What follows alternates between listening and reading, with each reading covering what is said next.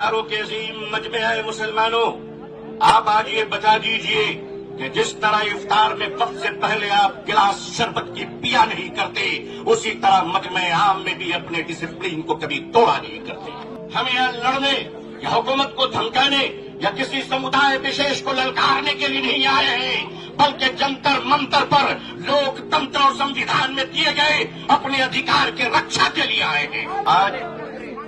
आज रोजेदारों का ये हसीन मजमा हिंदुस्तान में 16वें रोजे पर सलाम पेश कर रहा है, तो वादिये बदर में आज 17वीं रोजा यौम बद्र को याद कर रहा है। अस्सलाम वालेकुम। तो दोस्तों, पहली बार किसी मौलाना ने मोदी के खिलाफ इतना ख़तरनाक बयान दिया है कि देखते ही देखते ये वीडियो सोशल मीडिया पर आग की तरह वायरल हो रहा है।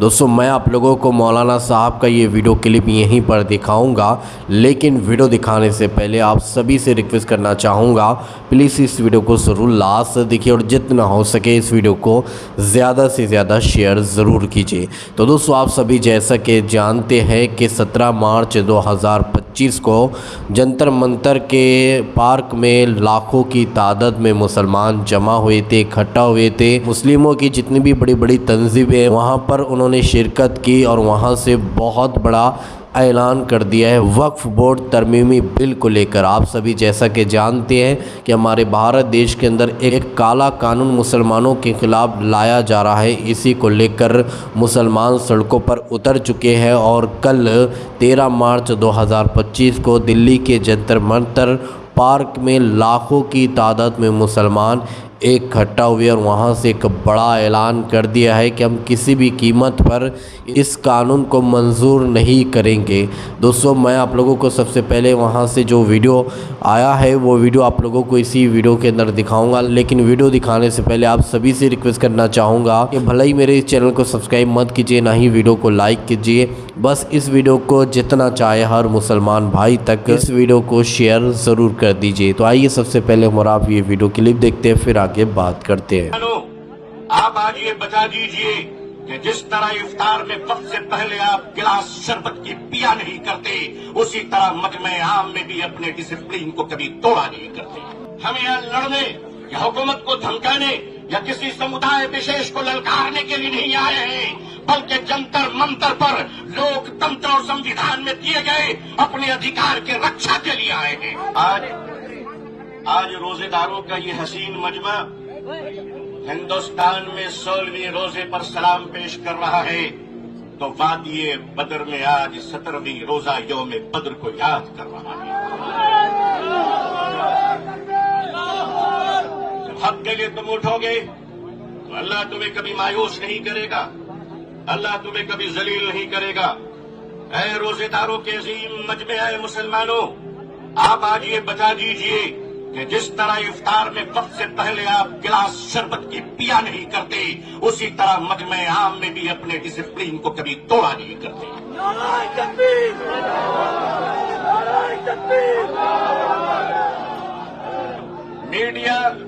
मीडिया का काम है आपसे पूछना, आपका काम है बिल्कुल खामोश रहना। आप एतकाफ की नियत कर लें इंशाअल्लाह। मैं अपने मीडिया के भाई बहनों को अच्छी तरह जानता हूं, इन्हीं के बीच तो बड़ा हुआ हूं। आखिर इन्हें हम नहीं जानेंगे तो क्या ट्रंप साहब जानेंगे?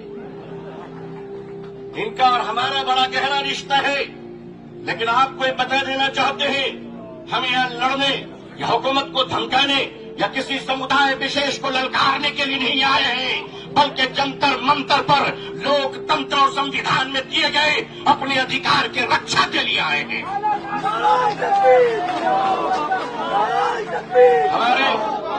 हमारे ऑनरेबल एमपीज जो दूसरे धर्म और समुदाय से ताल्लुक रखते हैं, हम उनका इस्तकबाल और स्वागत करते हैं। मैं उस देश का रहने वाला हूं, मैं भारतीय हूं और भारतीय समाज का हूं। हमने वो परिवार देखे हैं कि जिस परिवार में पत्नी शाकाहारी है और पति मांसाहारी है।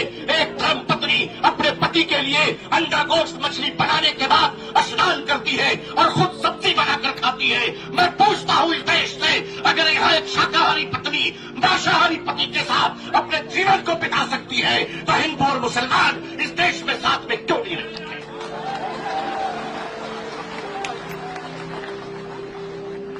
सिर्फ हमारे साथ इफ्तार अच्छा लगता है, सिर्फ हमारे साथ इफ्तार अच्छा लगता है।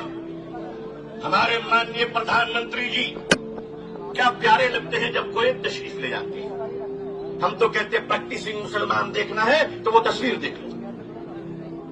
अगर आपको प्रैक्टिसिंग मुसलमान देखना है, आपको अगर प्रैक्टिसिंग मुसलमान देखना है तो पॉलिटिकल पार्टी में इफ्तार देख लीजिए, कितने प्यारे प्यारे हसीन और जमील मुसलमान नजर आते हैं। लेकिन अजीजा ने मिल्लत, माननीय प्रधानमंत्री जी कहा करते हैं कि हमारे जमाने में जब हम बचपन में थे तो ईद के रोज हमारे घर में खाना नहीं बनता था, पड़ोसी मुसलमान खाना भेजता था। प्रधानमंत्री जी, मुसलमान आज भी जिंदा है, आप इजाजत दीजिए मोहब्बत से प्योर शाकाहारी खाना हम आज भी ईद में बेचने को तैयार हैं। मानिए, हमारे घर का चूल्हा बंद नहीं हुआ है, आपके दर के मोहब्बत का दरवाजा बंद हो गया है। ऑल इंडिया मुस्लिम पसंदीदा बोर्ड अपने बुजुर्गों की क़यादत में यहाँ आया है। हमने पढ़ा था कि शेखुल इस्लाम सर पे कफन लेकर जाया करते थे। हमने पढ़ा था कि शेखुल हिंद कफन लेकर जाया करते थे। हम मानते हैं हमने उन बुजुर्गों को नहीं देखा, मगर उन बुजुर्गों की निस्बतों से मुंसलिक ये चश्मो चराग की हिफाजत कर लो मुसलमान। मुसलमानों, आज अपनी क़यादत की हिफाजत कर लो और क़यादत पर एतमाद कर लो। इंशाअल्लाह याद रखना, हम इस्लाम की भी हिफाजत करेंगे। ऐ देश हिंदुस्तान, हम तेरी भी हिफाजत करेंगे। मैं अपने प्रशासन से कहना चाहता हूँ, पुलिस डिपार्टमेंट से, हम आपके ही भाई बहन हैं, हम आपके ही समुदाय और समाज से आते हैं। आप हमारे हैं, हम आपके हैं। आज हम हैं, कल नहीं रहेंगे। देश है और देश रहेगा इंशाअल्लाह। औकाफ, ये जो वक्फ की जमीनें हैं, ये बिलीवर्स की चैरिटी है, ये मुसलमानों के बुजुर्गों ने चैरिटी की है, और ये देश की जमीनें देश में रहेंगी और देश ही के काम आएगी। मैं जेपीसी को सिर्फ इतना कहता हुआ जाना चाहता हूं कि आपने बड़ी नाइंसाफी से काम लिया है, बड़ी नाइंसाफी से काम लिया है।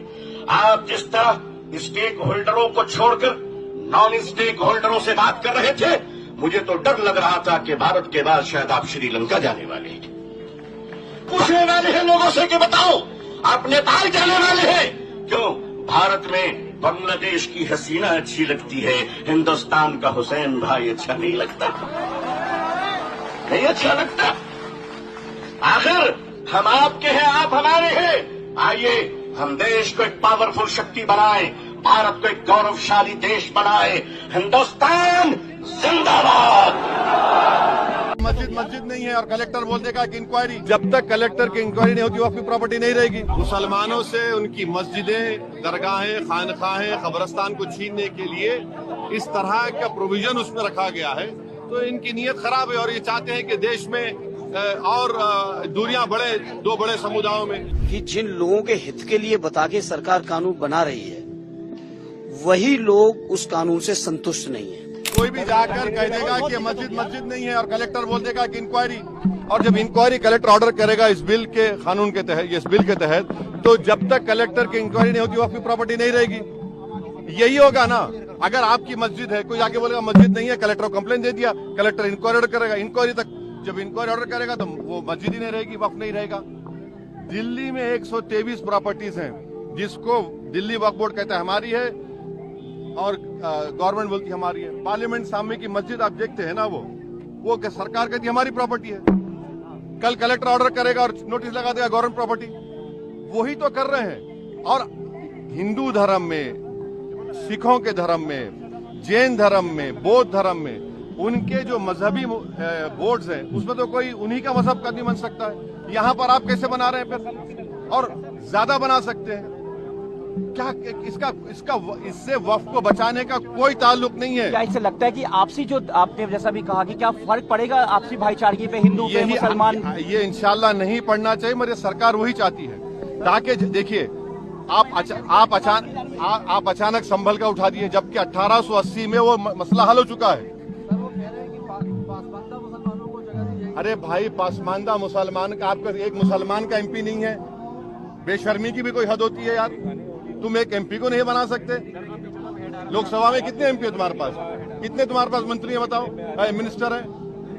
आप हमको ये बताइए कि कौन सा प्रोविजन जो वक्फ को फायदा पहुंचाएगा। सर ये मुहिम आ रही है सर। सुनिए, आप कह रहे हैं कि ओरल गिफ्ट नहीं होगा, और फिर आप कानून ये कह रहा है कि अगर मैं वक्फ, ये बिल में कह रहे हैं कि आप ओरल गिफ्ट मस्जिद को नहीं कर सकते मगर ओरल गिफ्ट अपने औलाद कर सकते। ये कौन सा कानून है? ट्रांसफर ऑफ प्रॉपर्टी एक्ट तो एक्ट है ना, कैसा करेंगे आप? ये काट के हटा दो। महिला पहले से मेंबर है, महिला तो सर- आप लोग पढ़ते नहीं है। हमारा काम विरोध करना है क्योंकि ये अनकॉन्स्टिट्यूशनल है।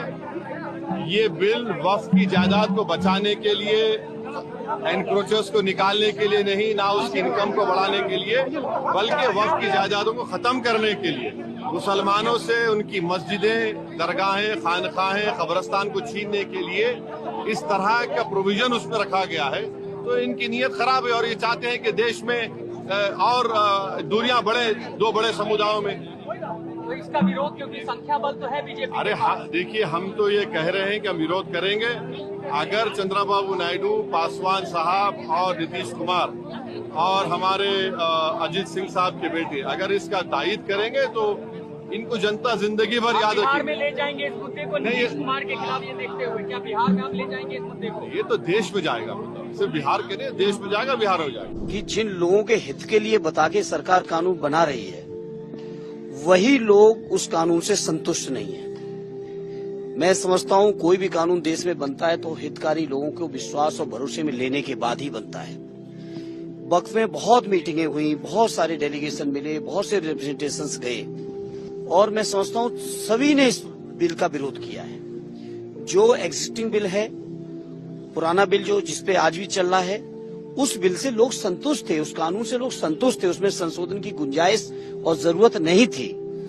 लेकिन चूंकि सरकार को आप देख रहे हो, रक्षा की जमीनों का क्या किया, रेल की जमीनों का क्या किया, और कई मंत्रालयों की जमीनें को किस तरीके से औने पौने दाम पर लोगों को दी गई।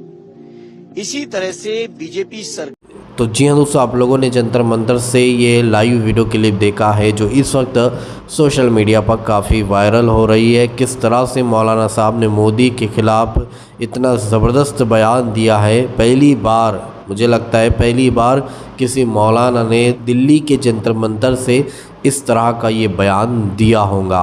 तो दोस्तों, मौलाना साहब के इस बयान को सुनने के बाद अब आप क्या कहना चाहोगे तो कमेंट में अपनी राय लाजमी बताइएगा। तो चलिए दोस्तों, इसी तरह की इन्फॉर्मेशन लेकर आपकी खिदमत में एक बार फिर से हाजिर होंगे। जब तक अपना ख्याल रखिए और अपने इस भाई को अपनी दुआ में याद रखिए। अल्लाह हाफिज़।